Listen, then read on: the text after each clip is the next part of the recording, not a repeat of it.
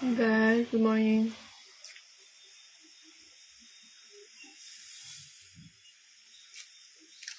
Naantak.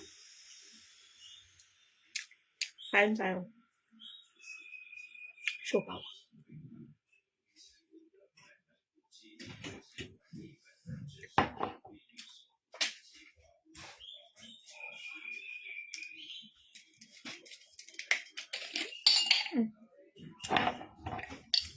Shoot bang. So ngayon guys, gagayat ulit tayo.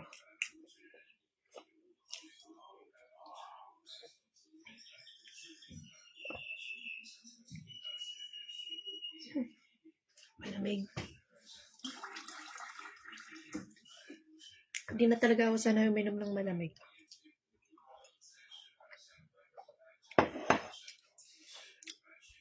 Ito sa 1 viewer natin.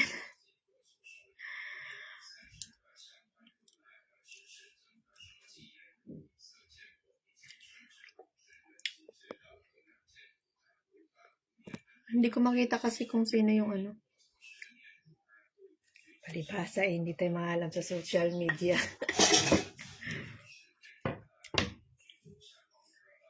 So, magagayat ulit tayo ngayon. Ang dami nating gayatin. Yung iba nagayat ko na.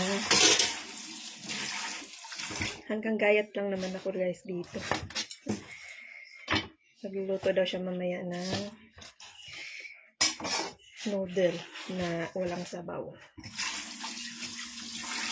Hindi ko alam kung anong klaseng noodle na.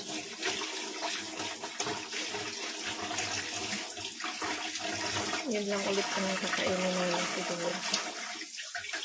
Noodles.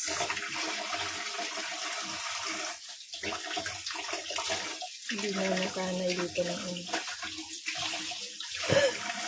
Kung anong kinakain nila, yun din ang kinakain ko.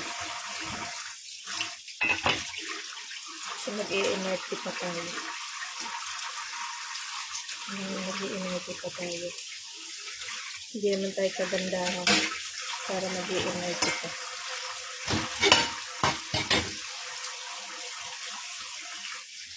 Hindi na ako humahangad ng masasarap na pagkain. Yung akin lang, makatulog lang ako ng kompleto, okay na ako. Kahit di na makagala sa mga magagandang lugar. Basta ako makatulog lang ako, masaya na ako. Na-achieve ko naman yung tulog na 6 hours, 7 hours. Kaya okay lang. Masaya na ako doon. Gusto ko nga dito lang sa bahay para kasi pag naalis kami, kung saan kami napunta, yung puyat talaga ako. Hirap na hirap ako. Hirap kasi gumalaw talaga pag kulang sa tulog. Daig mo pang lasing. Kaya sa mga katulad ko, siguro easy lang hiling namin. Yung makatulog talaga ng bongga. Yun lang naman talaga eh. Di bali nang hindi makakain ng masarap dyan. Basta tulog ang importante.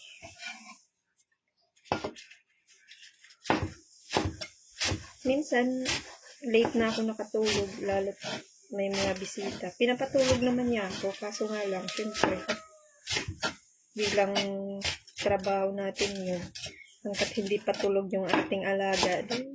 Kaso minsan talaga, wala, tulog talaga ako. Kaya minsan, nararamdaman ko sinisilip niya ako. Tapos yun, tinatawag ko siya kung may kailangan, wala naman daw, tutulog na rin daw siya. Pero paggabi, hindi na siya nagpapahigit. Yun lang naman kaligayahan. Gusto ko nga lagi siyang may bisita para yung doon mabaling yung atensyon niya sa bisita. Kasi pag kaming dalawa lang, tahimik kami. Yun, nanonood lang siya ng Korean, Chinese, mga movie na Tsaka wala siya sa mood pag wala siyang bisita. Kagabi dumating nga yung anak niya. Sabi niya, walang bisita ngayon. Sabi ko, wala. Kasi yung mga pagkain na niluto namin, binibigay niya sa anak.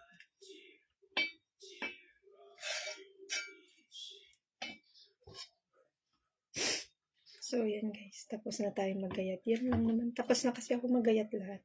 Ginayat ko ng umaga kasi sinabi niya sa akin kagabi. So, ginayat ko.